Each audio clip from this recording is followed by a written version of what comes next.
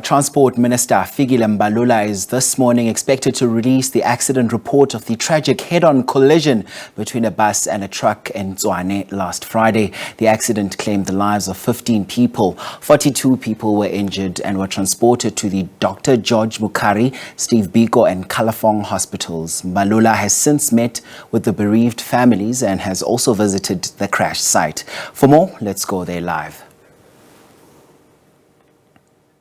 Among young males in that age, developing economies record higher rate of road traffic injuries, with 93% of fatalities coming from low and middle income countries. In addition to the human suffering caused by road traffic injuries, they also incur a heavy economic burden on victims and their families, both through treatment costs for the injured and through loss of productivity of those killed or disabled. More broadly, road traffic injuries have a serious impact on national economies, costing countries 3% of their annual gross domestic product. Measures proven to reduce the risk of road traffic injuries and deaths exist, and the 2030 Agenda for Sustainable Development has set ambitious targets for reducing road traffic injuries. On the early hours of the morning, 7 days ago on M7, the country experienced one of the most horrific road crashes between a bus and a truck. 15 died on the scene and 37 others were rushed to hospital with varying degrees of injuries for urgent medical attention. Let me ask all of us to bow our heads for a minute as a sign of respect to those who have passed away, and in silent prayer for speedy recovery of those who are still in hospital.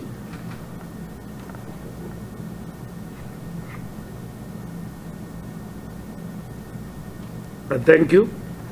Since the advent of this gruesome accident, we relentlessly visited those in bereaved families. We know that almost all the people who died were the only breadwinners in their families, and they died while on their way to work to earn a living for their families. The hopes of many were dashed by the crash.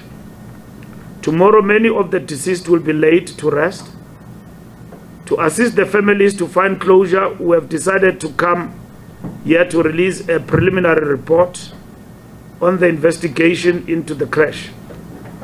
International standards followed in these kinds of circumstances require that we monitor those who were injured for 30 days before a final report is concluded.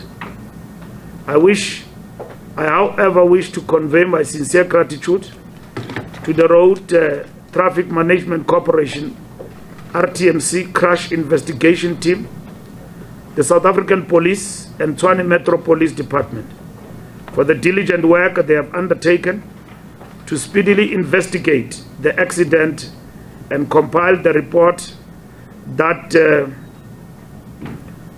we are able to release today. The report confirms that the crash happened in the early hours of the morning, around 5:10. The bus was traveling in the southerly direction with 56 passengers on board. The truck carrying furniture was traveling in the opposite direction. The truck veered from its original lane and into the path of the bus, resulting in head-on collision. It was established that weather conditions at the time of the crash were clear, and that this was ruled out as a contributory factor. The road was also found to be in fair condition and not likely to have been a cause of contributory factor in the crash. A full mechanical investigation was conducted on both vehicles and confirmed that There were no mechanical defects or failure that contributed to the occurrence of the crash. It was found that both vehicles were in a roadworthy state before the crash. The report further states that both drivers had valid EC1 driver's licenses and professional driving permits, PRDPs. Though one of the drivers was a foreign national, he had all the requisite documentation, including the valid register. The driver that was driving the truck is the one that we refer to as the foreign national. The report concluded that driver error is the major contributing factor to the cause of the crash, because the truck driver allowed his vehicle to veer off its original lane of travel onto the oncoming lane, resulting in a head-on crash. The contents of the report will be brought to the attention of the Directorate of Public Prosecution for their consideration. It is unfortunate and lamentable to the extreme, since both of the drivers died, and consequently, no one can be charged either for reckless and negligent driving and or culpable homicide. In this circumstance, this matter will be the subject of an inquest, and the presiding officer magistrate assigned with this case will have to make a finding after the leading of evidence by eyewitnesses. Ladies and gentlemen, road crashes involving buses and trucks are a matter of grave concern to the Department of Transport and government in general. These crashes place a heavy burden on the health sector and the economy, as they involve a high number of fatalities where the victims were economically active members of society.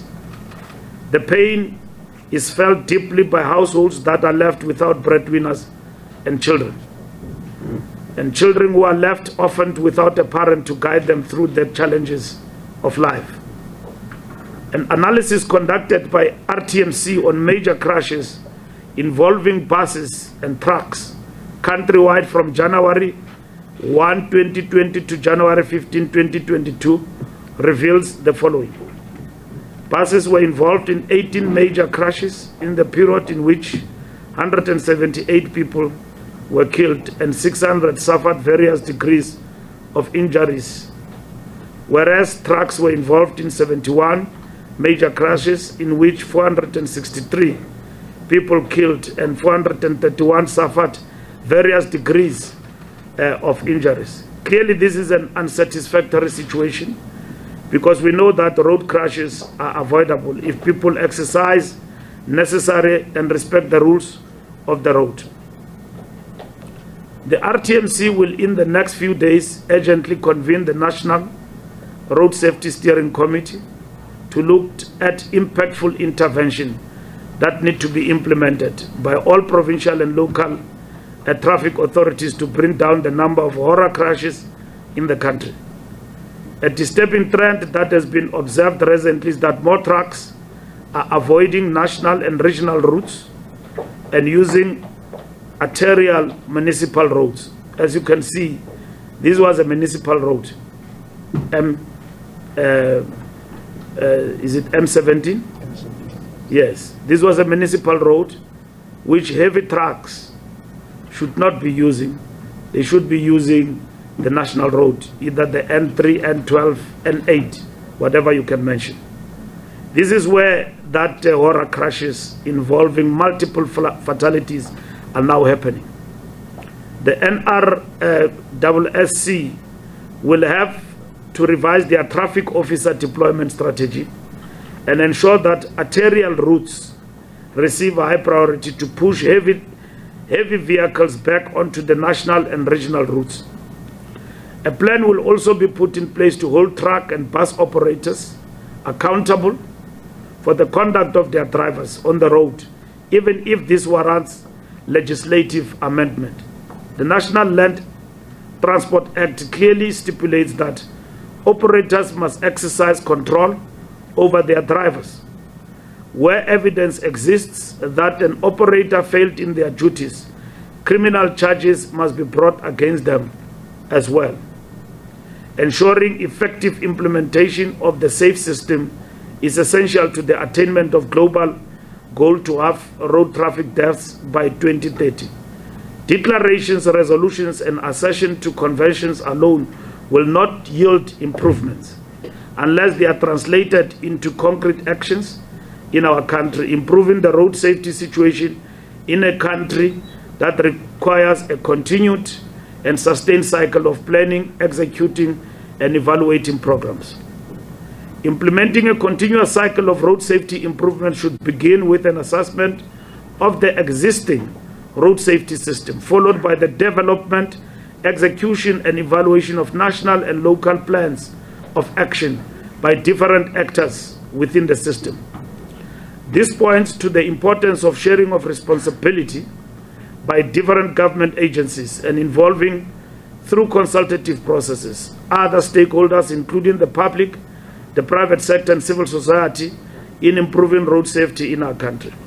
As I conclude on this part, I wish to take this opportunity to thank the emergency services personnel who quickly responded when last week's crash occurred.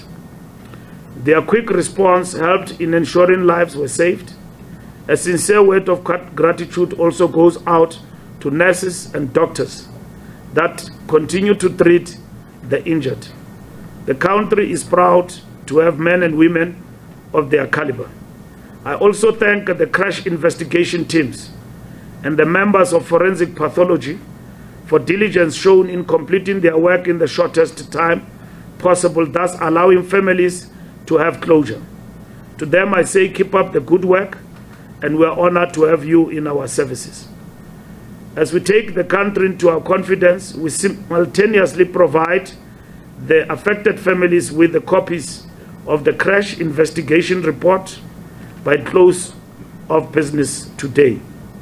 Since the occurrence of the accident, government has been hard at work, as we always do when we are confronted with accidents of this magnitude. Providing social relief through the Department of Social Development. I wish to thank the Minister of Social Development, Lindy Zulu, and her team who worked with us in this accident to ensure that families do get social relief and support. Support through social workers and all of that. A road accident fund assisted both families, all families, those hospitalized and the bereaved families, with social benefits, burial assistance, and claiming process as legislative requirements. This is the work we do anyway when we are confronted with a disaster of this magnitude everywhere in the country where these accidents do occur. Now, I wish to also address the issue of the trucks that is before us here today, and that we have been seized with this matter for quite some time. On the 15th of December 2021, the Minister of Transport met with key role players in the freight industry, more especially the trucking sector. That meeting came at the backdrop of what was then a worrying trend of some truck drivers blocking some of our national roads repeatedly as a way to express their grievances. I've been on the ground in most of these blockages, addressing the truck drivers on the ground. It took me hours to convince them to unblock the roads, the main arteries of our country in terms of economic delivery for the country. I've done this alongside with Minister of Labour sometime, and supported by the police, Minister Fikile, and with his generals. They've always been with us to unblock the roads where they've been blocked by the truckers. The meeting of the 15th December spent a long time discussing this issue and ultimately expressed an unequivocal statement to condemn these acts of road blockages as they are not only unlawful but also have a huge potential to sabotage the economy and result in job losses. Arising from this meeting, a task team was established. The constituted by representatives from government, truck drivers, truck owners, organized labor in the freight industry, as well as other role players with respective bargaining chamber, noting that the challenges facing the truck industry were diverse and went beyond just the transport sector, and further noting that there was already a task team established by Cabinet, which is referred to as the Interministerial Committee led by Minister of Labour, Minister Ngesi. So this task team we established in transport because it affects our industry, and also it affects the movement of the economy in the country, and as a result, it results in sabotage of the economy. So I cannot overemphasize that. The focus and scope of the task team established on the 15th December 2022 was narrowed down specifically to transport matters. And the bone of contention, as it is surely public knowledge by now, key among the contentious issues which have been raised in discussion with the industry, more especially truck drivers, have been the issue of what they say is shrinking job opportunities for South African truck drivers, as more and more companies are continuing to prioritize employment of foreign truck drivers over the locals. There has also been complaints about general conditions of service in the industry and a direct plea for enhanced enforcement measures in that regard. In respect of employment of foreign truck drivers, the general plea has been that there should be a concerted and integrated effort from government to review the existing regulatory and legislative framework to create a conducive environment that places South African truck at the peak of the freight industry job opportunities, and further ensure that their conditions of service are legally compliant and humanly appropriate. In contributing towards this objective, there are also specific activities which the Department of Transport itself is supposed to implement. These are the issues which the task team was then entrusted to implement and ensure that they are resolved. Progress to date, since its establishment, the task team has already had a number of meetings, the latest of which was scheduled to take place on Tuesday, 14 June 2022. Indeed, this meeting took place as scheduled. Following this latest meeting, the task team is now at a point where an agreement has been reached with all role players, including, among others, the truck drivers represented by ATDF, All Truck Drivers Foundation, truck owners represented by TASA, Truckers Association of South Africa, and RAF Road Freight Association, and organized labor represented by Motor Transport Workers Union. So I see in the media discourse, when we are confronted with this difficult question, some who are participants in this particular process seek to insulate themselves from the problem, as though that this is a problem of truck drivers only and the owners are not part of the problem. So as long as we are not resolving the issues on the table in the platform we've provided, which will mitigate the levels of blockages on our road, which in no way they are justifiable. And we condemn in strongest terms the blockage of the road, and that is why we have taken it upon ourselves to engage with the truckers, with the truck industry all round, and not talk to one section in this regard.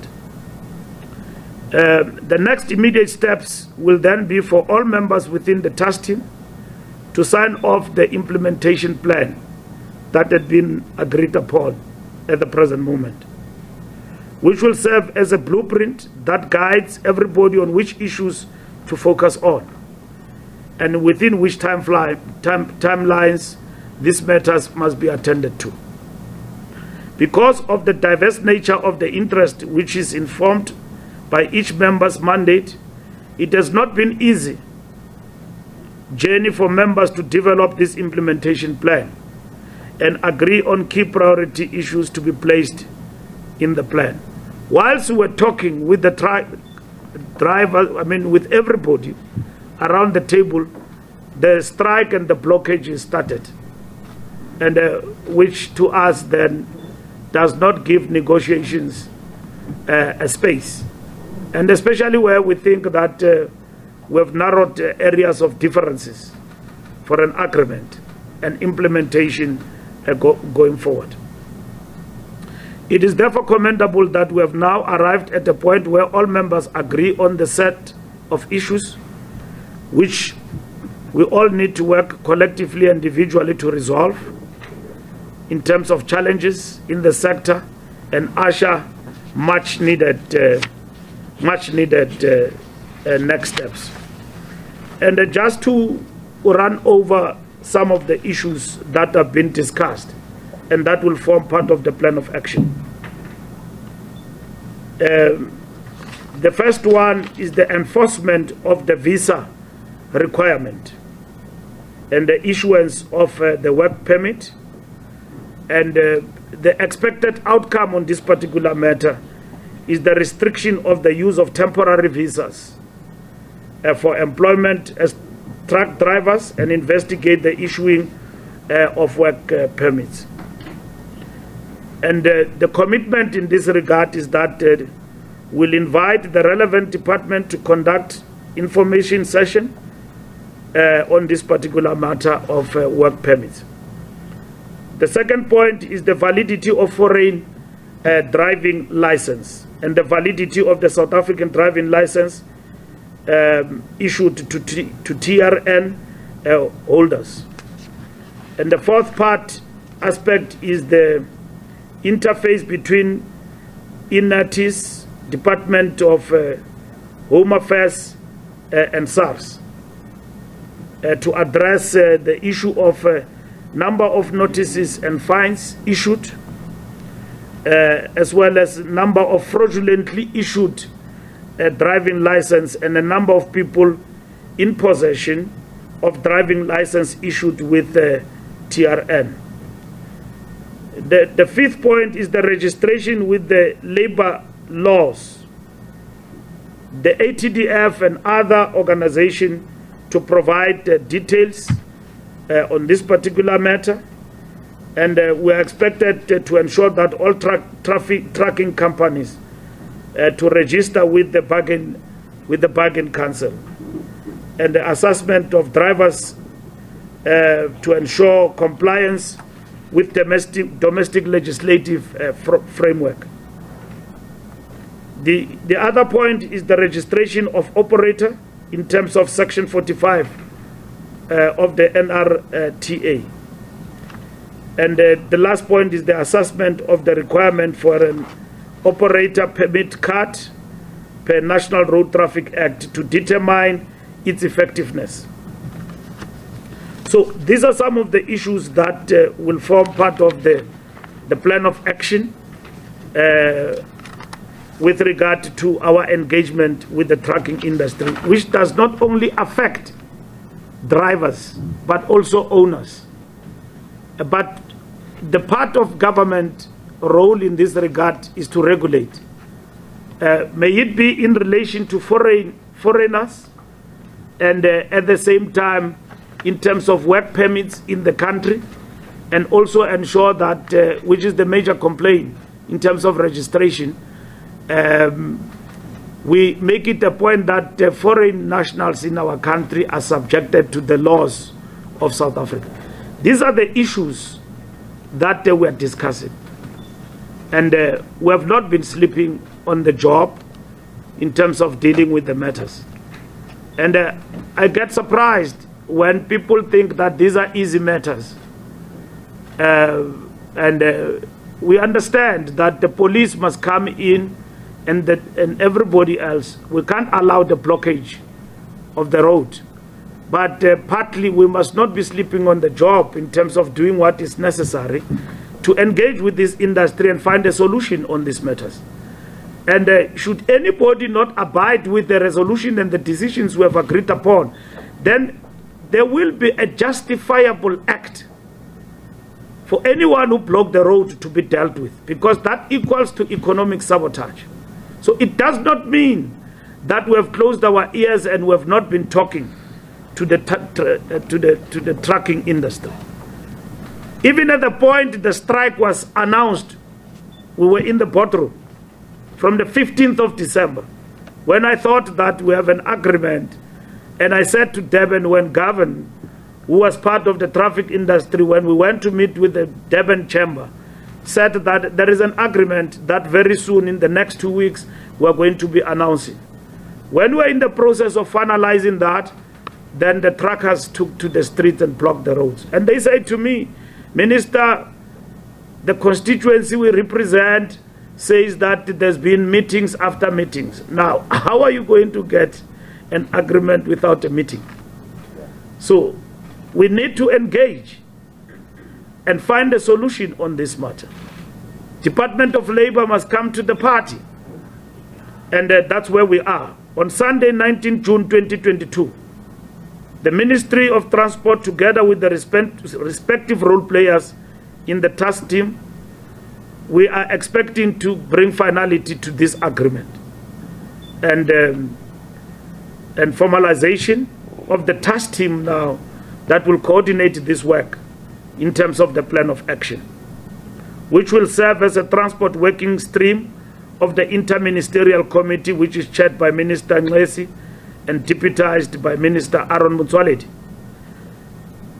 We will further sign off the implementation plan, which has been finalized and adopted on Tuesday. I've spoken to elements of that implementation plan. And 14 June 2022, we have also been in discussion with regard to this. Now, we will, on Sunday, 19th, if I'm not mistaken, Sunday 19th, we'll have a physical meeting with all the role players to finalize the plan of action. And the Minister of Labor will be in attendance. The Minister of Home Affairs will be in attendance. And the truck owners and the truck drivers will also be in attendance of this meeting. And then immediately when we are done with that meeting, we'll be able to brief the public about the outcome of that meeting. If there are any disagreements out of that meeting, we'll be able to talk about those and how we go about. But one of the basic rules that we need to agree upon is that once we are open to this discussion like we have been, I know that the truckers themselves have raised the issue that this has been like the tap and the Leipzig way, meaning we are ad hoc. We rush to engage and we disappear. And that is why I've sought to close that gap, because from the 15th of December, I established a task team to deal with these issues from the point of view of the Department of Transport. And we brought everybody on board to negotiate, so to say, on these issues and basically find each other. And we may deal with all issues, but it's going to need us to work together to address some of the issues that relate to the workplace situation which belong to the bargaining chamber, for the unions to resolve those issues with their employers. We are equally aware of what is happening. And last week I was addressing the the truck industry convention in Durban. I spoke about these issues and I talked about what is equally their responsibility to bring us close to a solution on these particular matters. Now, they will not be resolved in the streets, from the boardroom to action on those issues that we have agreed on. So I'm looking forward to that particular meeting. So when you say that we don't talk, it's not that we don't talk because there is no activity and action on our part. We don't talk because we don't want to speak outside the fold. We want to speak when there is an agreement, which we promised South Africans, that out of this process there will be an agreement that we will sign off.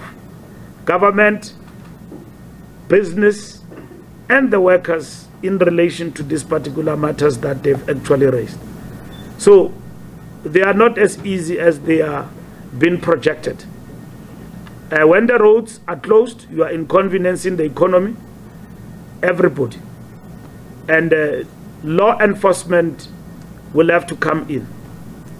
And law enforcement has been coming in because they are looking also at these negotiations. It's not like we are a government of scope and donor. Scope and donor is going to be the last resort, and it's going to be heavy. It's not like we're toothless or we're sleeping on the job. We are not. The industry knows that. And I'm not allergic to criticism of government and myself, but they must know that we're around the table. And when these things are happening, we can't all the time say, where is law enforcement?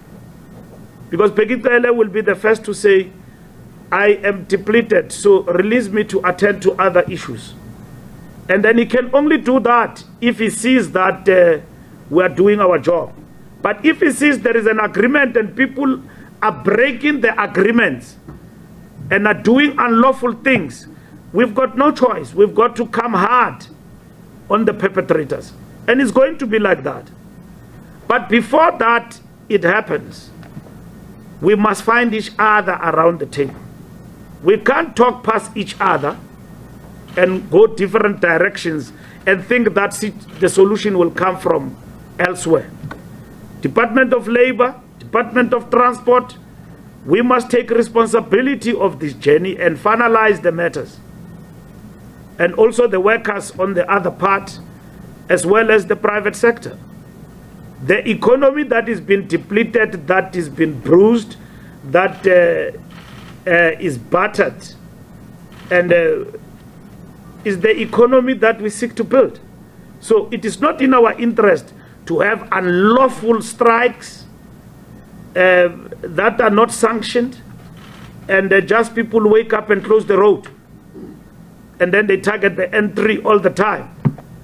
And then we can't go to the harbor. The goods cannot move from the production line to the areas where they are destined. Our rail sector is in the state it is in, of which through our own rail policy, which we have passed, we seek to address that situation.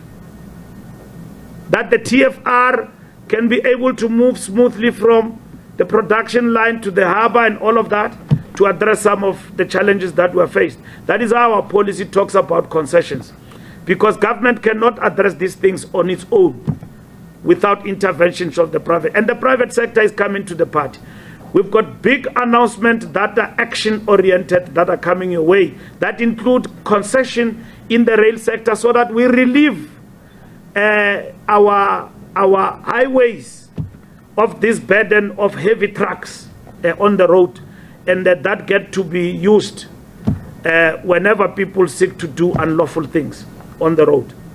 We understand, as I conclude, the concerns of the workers, and we share their concerns, and we work with them to address those. And we want to appeal to them that they must not run out of patience. They must work with us Because when they block the roads, they are interrupting the road network and the economic activity in the country. At some point, if these have got to go on and on, it cannot go unabated. Will be resolute. And I wish to thank everybody as I conclude, the South African Police Service, General Mkhwanazi, and the generals of the police, General Masemula, and the Minister of Police for working with us on this journey to bring about law and order, and also for the cooperation of those who understood that we are on a path of negotiations, and they agreed to open the roads up until last night, from Bloemhof to Verenen and everywhere else in the country. So we're looking forward to Sunday, and I hope that we conclude the action plan and the implementation. So once we conclude on Sunday, either on Monday, we'll be able to inform the press and the public about our agreement and all these issues. So, ladies and gentlemen, I wish to pause there. Thank you very much. Thank you, Minister. Ladies and gentlemen, there you have it. There's only two issues on the table. It's the feedback on the crash. The second one is the intervention of government on the trucking industry, the issues that we are confronted with there. So what will happen? If there is any other issue that we have outside of this, we have the Director, Media Liaison in the Minister's office, Mr. Hassan is there, so you can have a one-on-one outside of, on the sidelines of this conference, after the conference. So at this point, I'll take two sets of 3 questions, and then we'll check the appetite after that, if there's any further questions. And the Minister will, of course, lead the responses, and he will delegate who must respond to which question. So that's how we're going to conduct the Q&A session. At this point, can I get an indication by show of hands? And you must then introduce yourself and the news agency you represent. I've noticed one hand here. For now, we only have one. Shapsile can help us.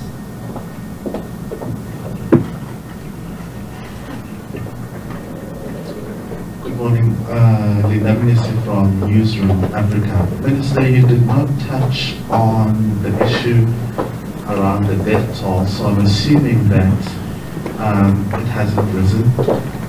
My questions also relate to the RAF. We know that it will pay based on how serious the case is. Have we determined how many cases are serious amongst those who are injured? Also, some clarity relating to the issue around the truck driver. You've already indicated that he is non-South African. Will the RAF be paying a death benefit to his family? Yeah. Any other hands? Minister.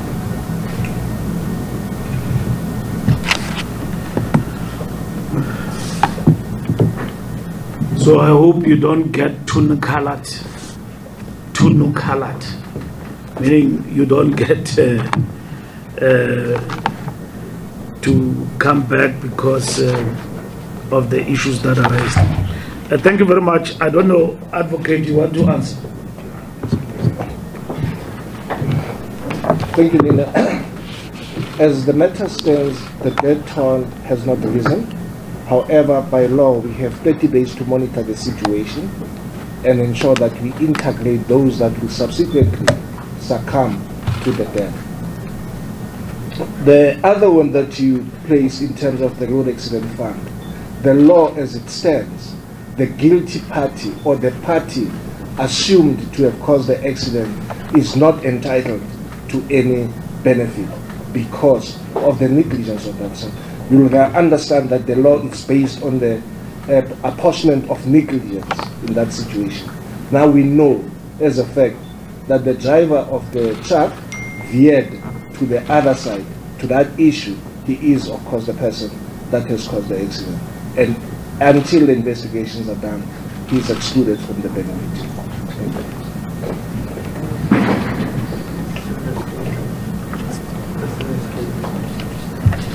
Serious cases. Well, as we visited, there were 5 people who were in the high intensive care unit, which doctors were dealing with them, and the subsequent 4 had also gone on to some operations that related to the ligaments, and they have been stabilized. Even those that were at the high care unit were indeed stabilized. We have not, of course, observed any other complications other than the situation that they are stable within the ICU. You well answered.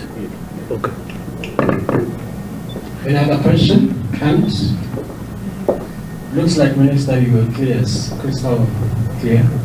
There is a follow-up here. Just one last one from me. Minister, on the trucks, we know that over the past week or so, we saw threats around the national shutdown.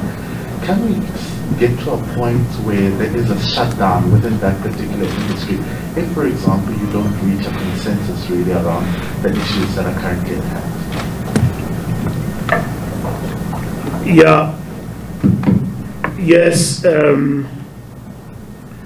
We need to get to that point this Sunday where the option of being taken by surprise of the shutdown, it's not even an option. It is anarchy. And the only way to deal with anarchy is to stamp the authority of the state. Because if you undermine the rule of law, it means that you define yourself out of any civilized measure within society. Meaning, you can't be listened to. You have taken a route deliberately to undermine the rule of law. So we need to address that with everybody involved, so as to understand that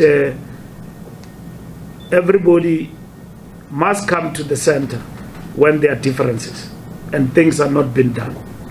So the option of just going to the streets and closing down and doing as people wish and all of that, the leniency of government and the state and allowing them to express themselves in a peaceful way, it seems not understood sometimes by our people.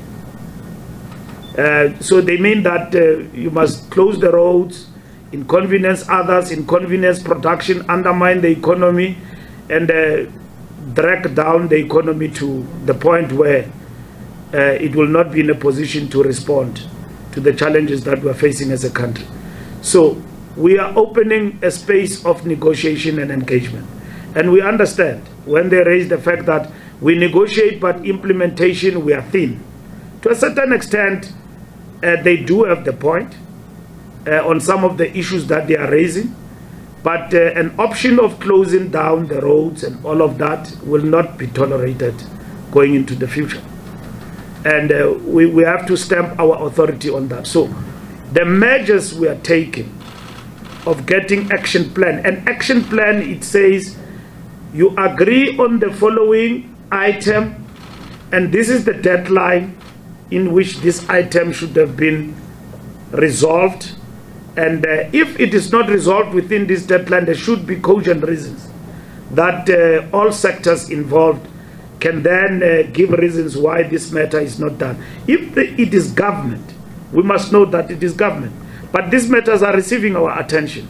So in my view, as honestly speaking, I don't think the act of closing down the roads and main arteries of economic activity in our country is justifiable. And it must be condemned. And I think it affects our economy, and it will lead to the joblessness and the bloodbath, adding into the numbers of unemployment bloodbath that we're seeing in our country. So that cannot be allowed. So I hope out of our discussion this Sunday, we should find each other on those, so that we agree on the terms that we will not have anyone blockading the roads and so on going forward.